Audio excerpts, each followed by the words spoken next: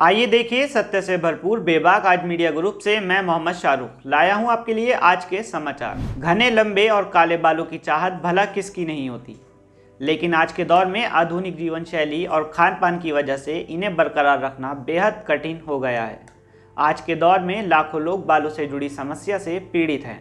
बालों से जुड़ी समस्या जैसे कम समय में बालों का पकना, बाल झड़ना आदि आम हो गई है। इन समस्याओं से बचने का अभी तक कोई स्थायी इलाज भी नहीं मिल पाया है। बालों से जुड़ी सबसे कॉमन समस्या बालों का झड़ना, हेयर फॉल है। इस समस्या से लाखों लोग ग्रस्त हैं। बालों के झड़ने के पीछे सबसे बड़ा कारण आधुनिक जीवन शैली और बढ़ते प्रदूषण को माना गया है। आज के दौर में बिगड़ते खान पान का भी इन पर असर पड़ता है। झड़ते बालों की समस्या से बचने के लिए अपनी जीवन शैली में कुछ आदतों को बदलना फायदेमंद होगा।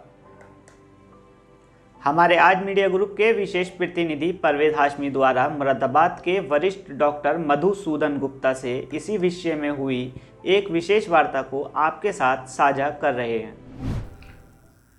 नमस्कार, मैं doctor Madhusudan Gupta, board certified plastic, cosmetic and burn surgeon हूँ।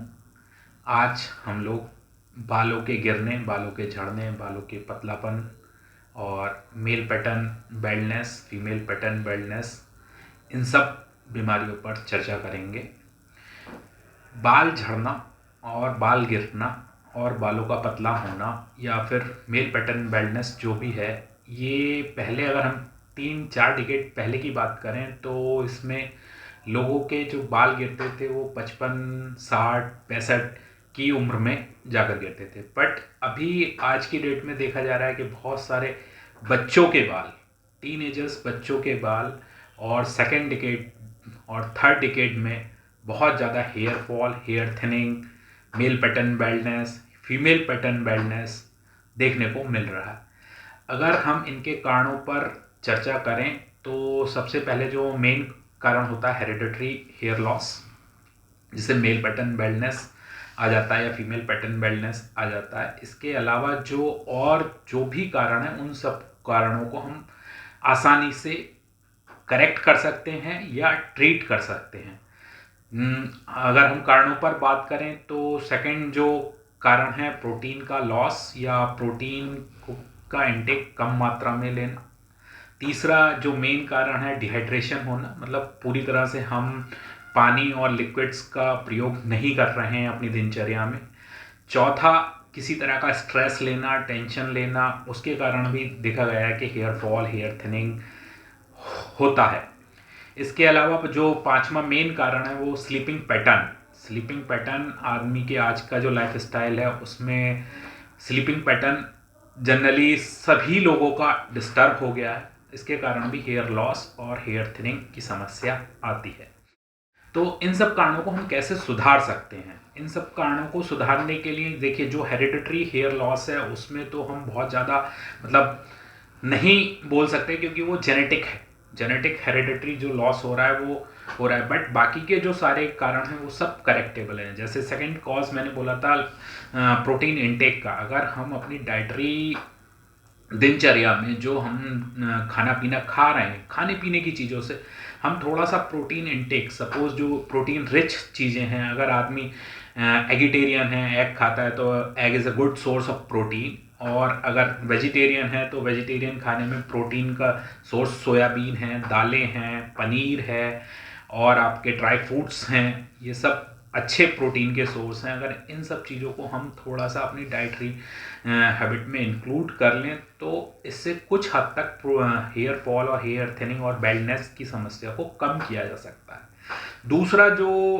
थर्ड जो कॉज था वो डिहाइड्रेशन मैंने बोला था। डिहाइड्रेशन का मतलब है कि हम पूरी तरह से पूरा पानी या पूरा लिक्विड जितना हमारे शरीर को ज़रूरत है हम उतना नहीं ले पाते हैं। इसको बढ़ाने के लिए एक तो हम बॉटल से पानी पी सकते हैं, नाप तोल करके पानी पी सकते हैं। एटलीस्ट अगर कोई 70 केजी का व्यक्ति है, 60 केजी का व्यक्ति है तो उसे आइडियली 2.5 से 3 लीटर पानी का सेवन रोजाना करना चाहिए। और लिक्विड डाइट में आप पानी के अलावा बहुत सारी और चीज़ें हैं जो न्यूट्रिशियस भी हैं, जैसे आप दूध, मट्ठा, छाछ और क्या कहते हैं fresh juice vegetable juice, vegetables, अब विंटर का सीजन है, इस समय वेजिटेबल्स में आपके गाजर, चुकंदर, आंवला, टमाटर, पालक, नींबू, इन सब चीज़ों के वेजिटेबल जूस आप ले सकते हैं, जो कि skin as well as hair दोनों के लिए बहुत बेनिफिशियल्स हैं।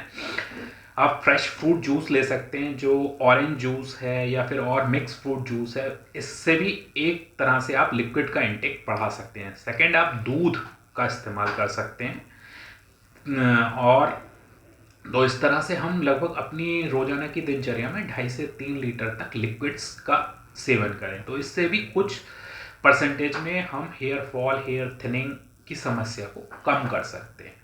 नेक्स्ट आता है स्ट्रेस। हर किसी के आजकल की जो हम लोगों का लाइफ स्टाइल है उसमें और हमारी जो दिनचर्या है इसमें हर किसी को किसी ना किसी तरह का स्ट्रेस है। मैं डॉक्टर हूँ, मैं सर्जन हूँ, तो मुझे अलग तरीके का स्ट्रेस है, अलग चीज़ों का स्ट्रेस है। आप किसी और काम को करते हैं तो आपको और किसी चीज़ का स्ट्रेस है। बट अगर हम उस चीज़ को अपने ठंडे दिमाग से सोचते हैं तो ऐसा कुछ भी नहीं होता है, सब चीज़ें दिमाग से ही होती हैं।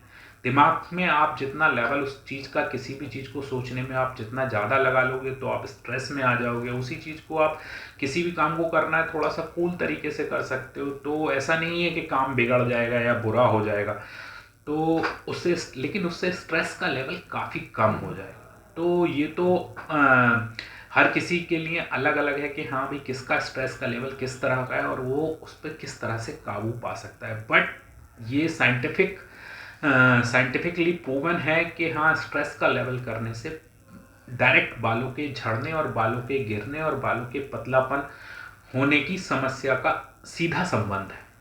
नेक्स्ट चीज पे अगर हम बात करें तो स्लीपिंग पैटर्न है। स्लीपिंग पैटर्न भी डिस्टर्ब होने से जो हमारी बॉडी के हार्मोनल सीक्रेशन होते हैं, डायूरेनल साइकिल होता है, वो सब चेंज हो जाता है, जिसके कारण डायरेक्ट हेयर फॉल की समस्या देखने को मिलती है।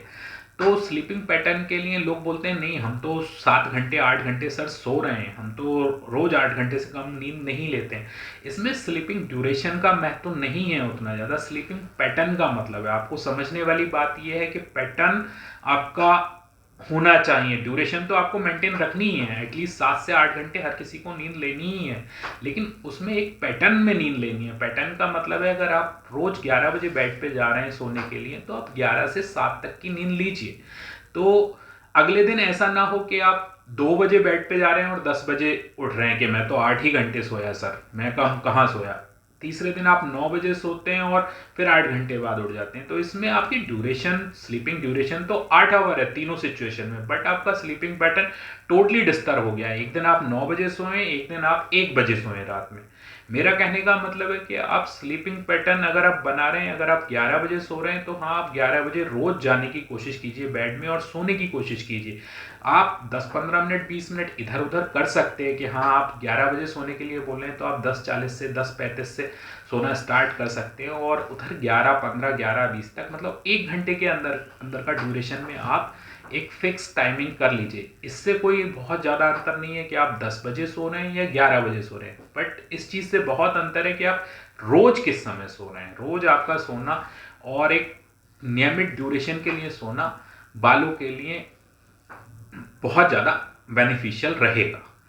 अब मैं आपको एक नई चीज़ जो प्लेटलेट रिच प्लाज्मा है, PRP जिसे हम लोग बोलते हैं, ये ऑटोलोगस चीज़ है। ये हमारे शरीर से ब्लड लिया जाता है और उसमें से प्लेटलेट्स रिच प्लाज्मा तैयार कर लिया जाता है। ये वही प्लेटलेट हैं जो डेंगू के मरीज को आम भाषा में प्लेटें तैयार करने के लिए बोलते हैं, लेकिन इसमें प्लेटलेट रिच प्लाज्मा हम लोग लेते हैं जिसमें प्लेटलेट की कंसंट्रेशन बहुत ज़्यादा होती है कंपैरेटिवली।